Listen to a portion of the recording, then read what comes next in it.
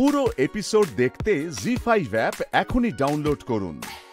এর মধ্যে একটা রাত্রি সোম বাড়ি ফেরেনি, সেটা নিশ্চয়ই মানবে তুমি। সেই রাতে সোম আমার কাছে ছিল।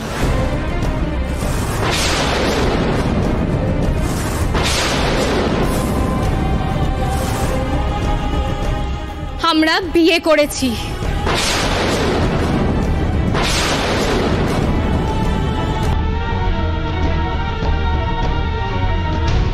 সোম আমাকে সরিও বলেছে।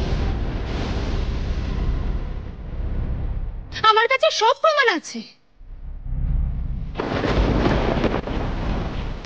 এক মিনিট, সোম আমাকে কেন এত কিছু এক্সপ্লেন করতে হচ্ছে? তুমি বলো না সবাইকে। আমি কি মিথ্যে কথা বলছি?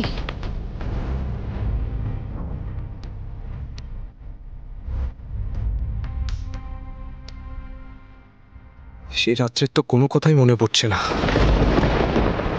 আবছা আবছা মনে পড়ছে আমি যেন তোষাকে সিঁদুর পরিয়ে দিয়েছিলাম,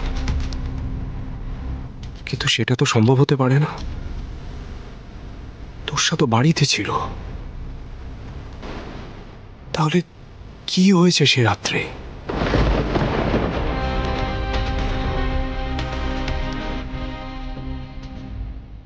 কি হলো সোম? কোনো উত্তর নেই না তোমার কাছে?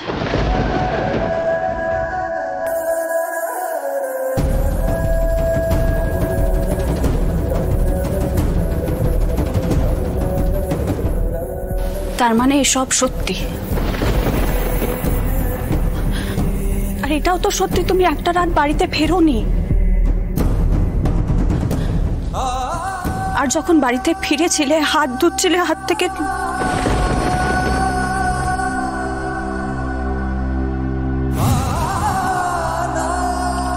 লাল লাল এগুলো কি বেরোচ্ছে তোমার? নন্দা, আমি ঘরে যাচ্ছি। সোমের বউ কোথায় থাকবে সেটা তোমরা দেখে। তোষা আমার কথাটা শোনো। আরে তুমি যেটা ভাবছো সেটা কি? তুমি কি ওই মেয়েটাকে বিয়ে করেছো? হ্যাঁ কি নাতে উত্তর দেবে। নন্দা, তোরা যেটা ভাবছিস সেরকম কিছু। এই মেয়েটা আমার চরম সর্বনাশ করতে চাইছে। আরে ও এমন ভাবে সবকিছু সাজিয়েছে যা সত্যি কিছু করার নেই। আর তোমরা বিশ্বাসও করবে না কেউ। বাবা, তোমাদের এই ঝগড়া না, একটু দেখি।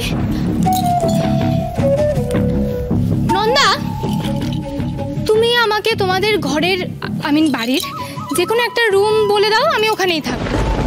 এই মুহূর্তেই আমি সোমের রুমে যেতে চাইছি না। ইউনো, তোষা নিজের জিনিসপত্র নিয়ে এখান থেকে চলে গেলে দেন আমি যাব। বেচারি অনেক বড় শক পেয়েছে, বুঝতে পারছি আমি। জ্বরটা না হয় ভুলেই গেলাম। আচ্ছা শোনো, ওই দিকটায় তোমাদের গেস্ট রুম, তাই না? আমি ওই দিকেই যাচ্ছি। ওকে। জি5 ডাউনলোড করুন আর সব এপিসোড দেখুন একদম ফ্রি।